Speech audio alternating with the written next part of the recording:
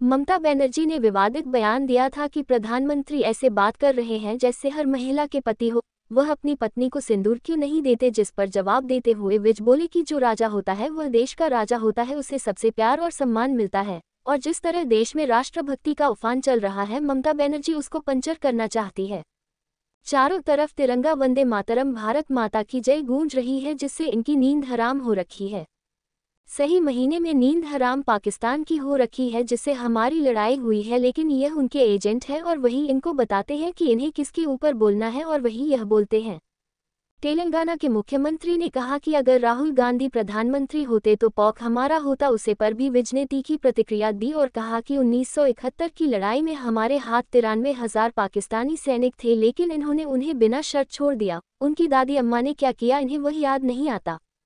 ममता बनर्जी ने विवादित बयान दिया था कि प्रधानमंत्री ऐसे बात कर रहे हैं जैसे हर महिला के पति हो, वह अपनी पत्नी को सिंदूर क्यों नहीं देते। जिस पर जवाब देते हुए विज बोले कि जो राजा होता है वह देश का राजा होता है, उसे सबसे प्यार और सम्मान मिलता है। और जिस तरह देश में राष्ट्रभक्ति का उफान चल रहा है, ममता बनर्जी उसको पंचर करना चाहती है। चारों तरफ तिरंगा, वंदे मातरम, भारत माता की जय गूंज रही है, जिससे इनकी नींद हराम हो रखी है। सही महीने में नींद हराम पाकिस्तान की हो रखी है, जिससे हमारी लड़ाई हुई है, लेकिन यह उनके एजेंट है और वही इनको बताते हैं कि इन्हें किसके ऊपर बोलना है और वही यह बोलते हैं। अनिल विज कैबिनेट मंत्री हरियाणा। ममता बनर्जी ने ये बयान भी दिया और कहा कि प्रधानमंत्री मोदी बंगाल में आकर बंगाल को बदनाम कर रहे हैं, जिस पर पलटवार करते हुए हरियाणा के कैबिनेट मंत्री अनिल विज ने कहा कि बंगाल के बारे में भी कई ऐसी बातें हैं जिन पर प्रचार करने की जरूरत है, वहां तो हर चौक पर कानून की धज्जियां उड़ रही है। विज ने आरोप लगाया कि बंगाल में बाहर से शरणार्थियों को लाकर उनके वोट बनवाए जा रहे हैं।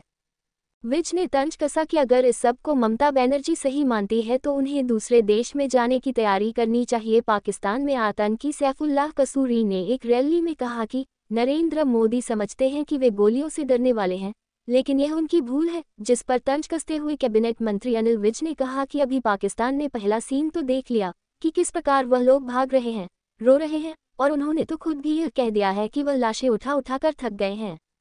विज चेतावनी भरे अंदाज में बोले कि बारी बारी सबका नंबर आएगा। तेलंगाना के मुख्यमंत्री ने कहा कि अगर राहुल गांधी प्रधानमंत्री होते तो पॉक हमारा होता, जिस पे तंज कसते हुए विज बोले कि 1971 में युद्ध के बाद हमारे पास 93,000 पाकिस्तानी सैनिक बंदी थे, जिसके बाद शिमला में जो समझौता हुआ, भारत की तरफ से इंदिरा गांधी थी, पाकिस्तान की तरफ से भुट्टो थी। उस समय हमारे सैनिकों ने 13 से 14,000 एकड़ जमीन भी हासिल की थी, वो भी उन्होंने समझौते के दौरान वापस कर दी। इन्होंने हमेशा हर पल देश का नुकसान ही नुकसान किया है।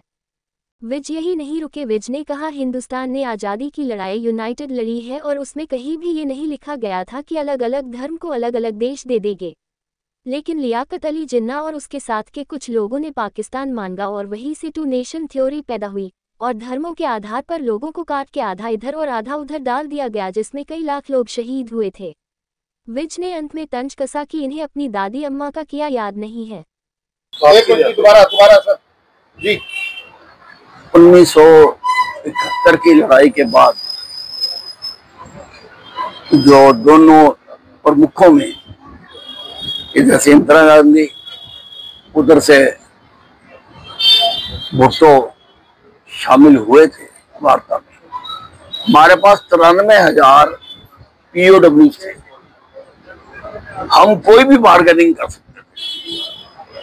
शिमला में वो हुआ था, लेकिन कोई भी उन्होंने भारत के पक्ष में बात नहीं करी जो कि कर सकते थे। 13-14,000 एकड़ जमीन भी हमारे सैनिकों ने आगे बढ़ के कब्जा की हुई थी, वो भी इन्होंने वापस कर दिए। तो इन्होंने तो देश का हर पल पे हर समय नुकसान ही नुकसान किया है। और उसका कारण है, आप ध्यान से सुनना मेरी बात को, उसका कारण है ये हिंदुस्तान में जो आजादी की लड़ाई लड़ी गई, जो यूनाइटेड लड़ी गई, उसके एजेंडे में कहीं पर भी ये नहीं लिखा गया था कि अलग अलग धर्मों को अलग अलग देश दे देंगे। ये लियाकत अली जिन्ना ने और जो थे लोग, उन्होंने ये पाकिस्तान मांगा और टू नेशन थ्योरी पैदा हुई, जिसको पंजाब के आसिफ मुनीर ने भी पाली घाट की घटना होने से 2 दिन पहले ही कहा था कि हम वो नहीं है, उनकी बातें हो रहे हैं, उनके रिवाज हो रहे हैं। 2 नेशन थ्योरी है, 2 नेशन थ्योरी। धर्मों के आधार पर लोगों को काट के आधा उधर डालना, आधा उधर डालना, ये काम हो रहा है। कई लाख लोगों के जो है इसमें शहीद हुए हैं, कई लाख लोग, कई बहनें उजड़ गई, कई परिवार उजड़ गए, कई आज तक ठीक नहीं हो सके। तो इनको अपनी दादी अम्मा का तो याद नहीं है।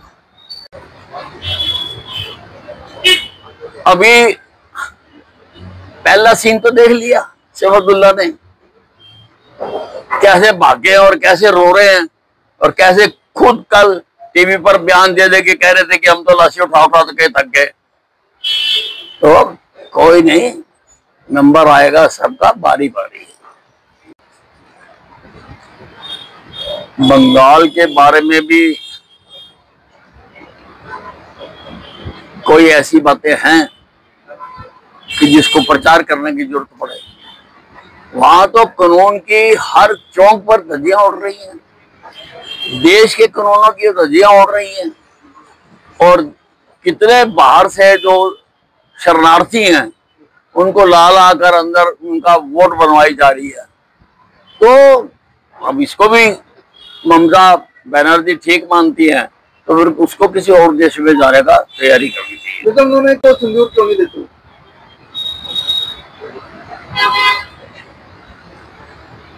देखिए, जो राजा होता है और देश का राजा, उसको सब सम्मान, सबसे प्यार उसको मिलता है। और ममता बनर्जी तो देश में जो अब राष्ट्रभक्ति का उफान पर हैं लोग, ये उसको पंक्चर करना चाहते हैं। इसीलिए इस प्रकार की बातें रोज निकाल के लाते हैं कि ये जो इतनी तेजी से हर तरफ तिरंगा, वंदे मातरम, भारत माता की जय, इससे इनकी नींद हराम हो गई है। नींद हराम तो हुई है जिनके साथ हमारी लड़ाई है उनकी, पर ये उनके एजेंडे हैं। वो इनको बताते हैं भी इसके ऊपर बोलो, तो वो इसको बोलते हैं।